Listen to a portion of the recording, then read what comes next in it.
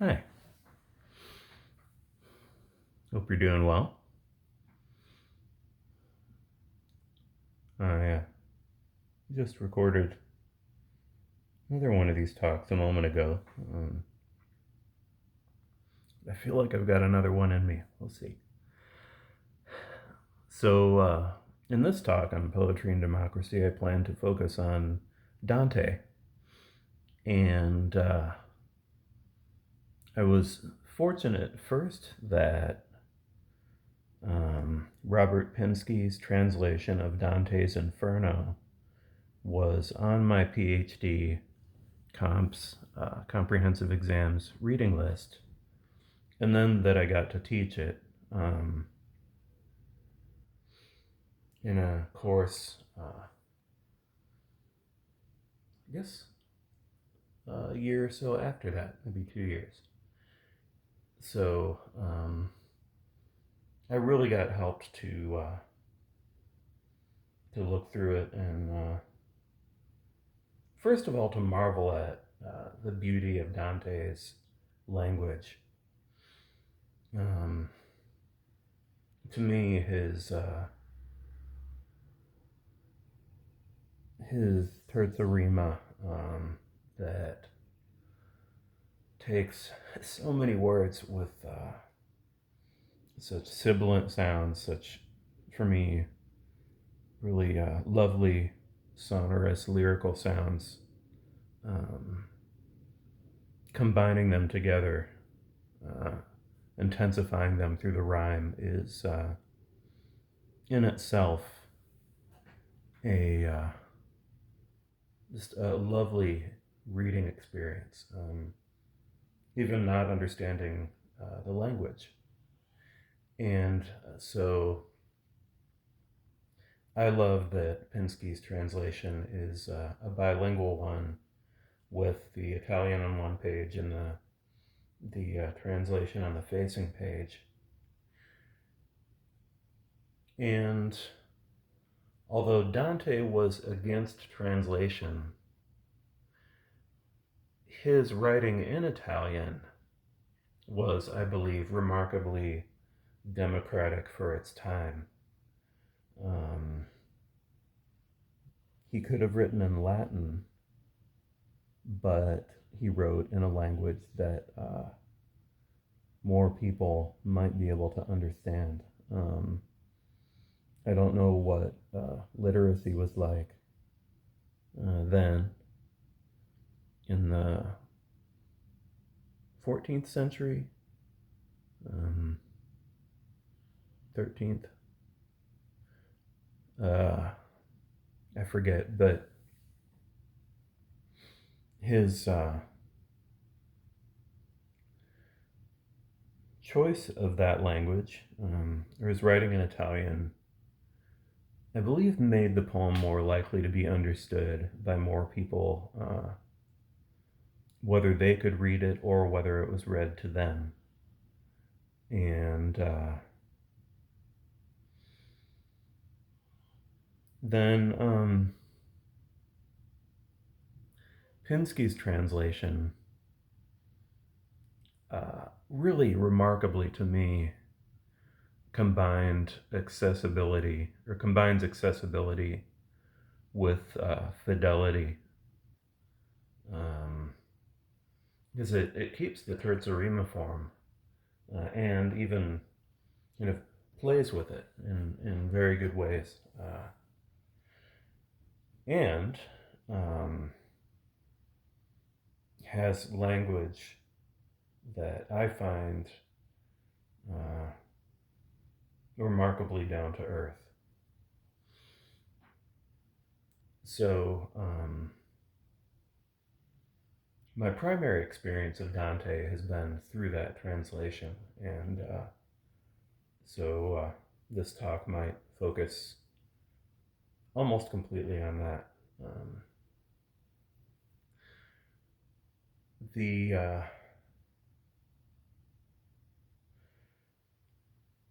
experience that I had reading it was First, of seeing lots of people in terrible circumstances, um, they're in hell, and Dante describes all these terrible things happening to them. Um, First, that I started to see that as this expression of divine punishment, like this is what they deserve. Uh, then I started to see, if I look at the poem as him describing life on earth, human life, at least in part, I get this sense that everybody does wrong and everybody suffers, sometimes very, very much.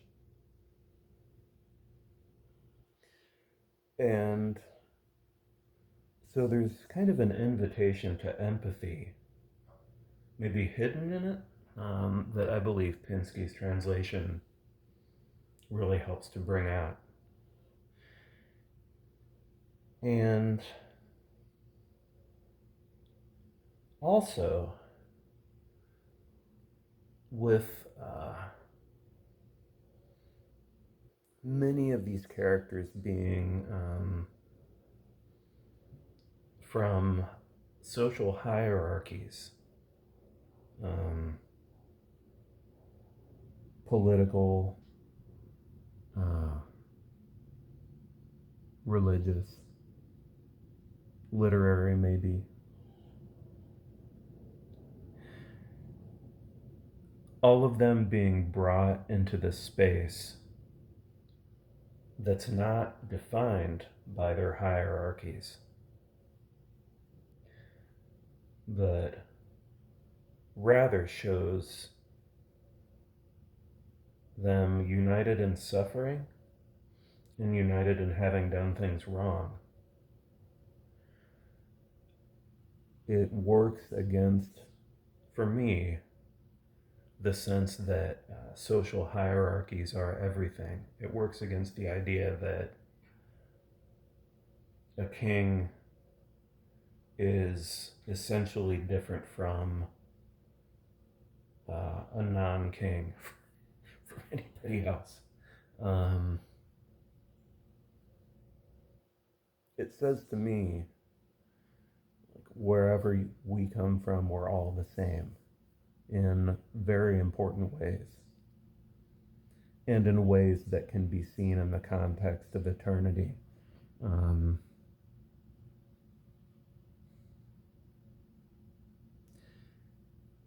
and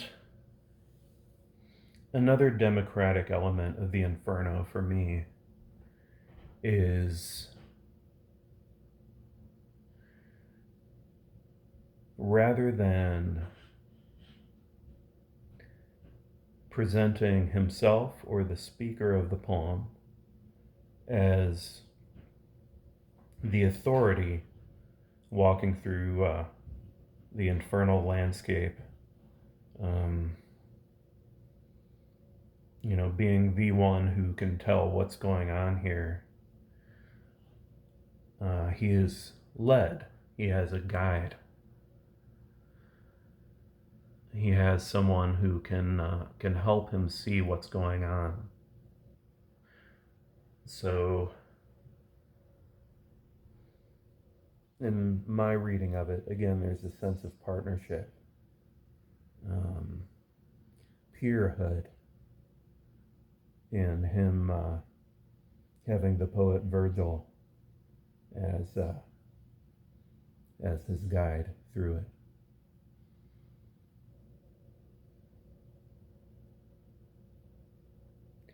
And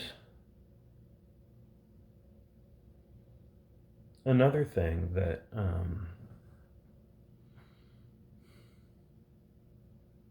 maybe helps me in this time of a fascist coup in the United States government is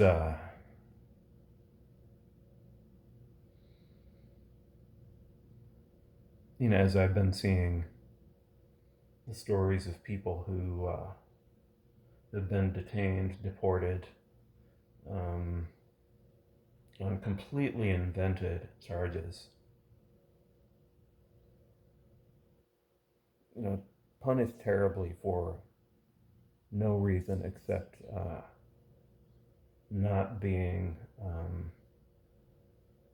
white, basically, is what I believe. Um,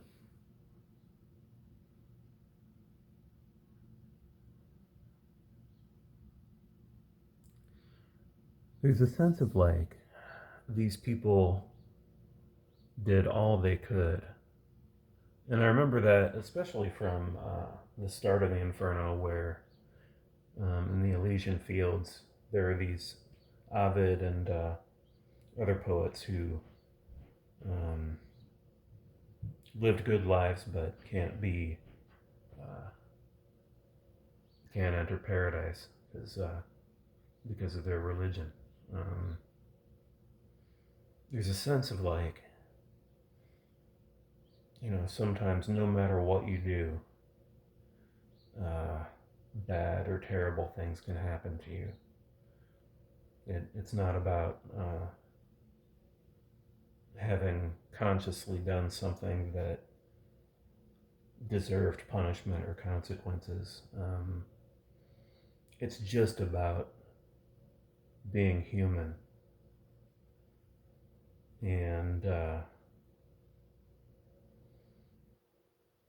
that, and again, Pinsky's translation, I believe, has helped me to kind of read the Inferno sort of against what I expected it to be. And I, uh, I also have been helped by reading some of the Vita Nova, um, and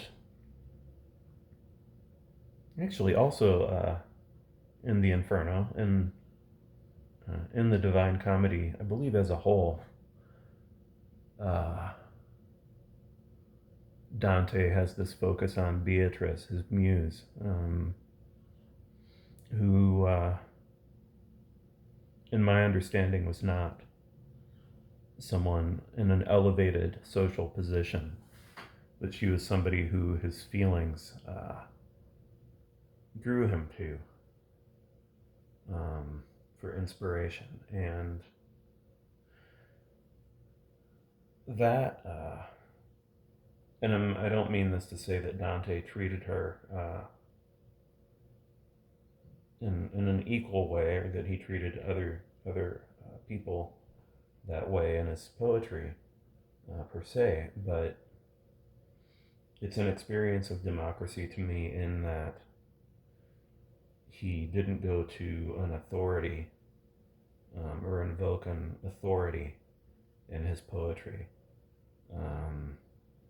as the source of his poetry. It's this other human being who he loves. And I believe that kind of contains, for me, a powerful message about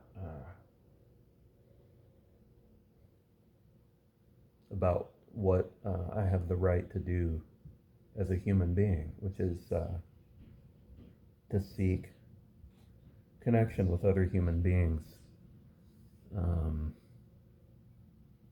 that doesn't have to go through hierarchical channels.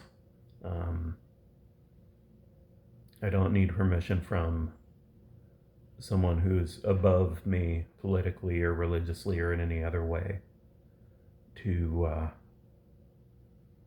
find who maybe I'm supposed to spend time with.